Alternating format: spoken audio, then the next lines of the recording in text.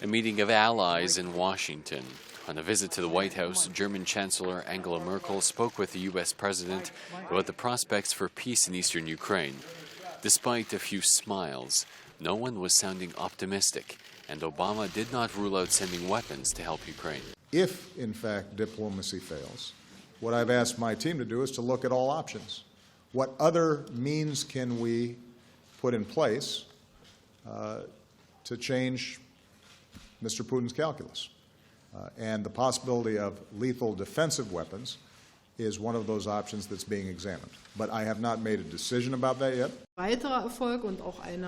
If at a certain point in time one has to say that success is not possible, even if one puts every effort into it, then the United States and Europe have to sit together and try to explore further possibilities, what one can do. The pair were speaking before a major meeting planned for Wednesday in Minsk, where the leaders of Ukraine, Russia, Germany, and France will try to hammer out a lasting peace deal for eastern Ukraine.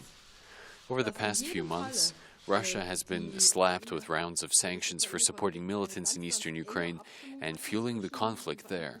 We discussed the issue of how best to assist Ukraine as it defends itself, and we agreed that sanctions on Russia need to remain fully in force until Russia complies fully with its obligations. Even as we continue to work for a diplomatic solution, we are making it clear again today that if Russia continues on its current course, which is ruining the Russian economy and hurting the Russian people, as well as having such a terrible effect on Ukraine, Russia's isolation will only worsen both politically and economically. So as diplomacy is given the last chance this week, what happens next could be peace or more conflict.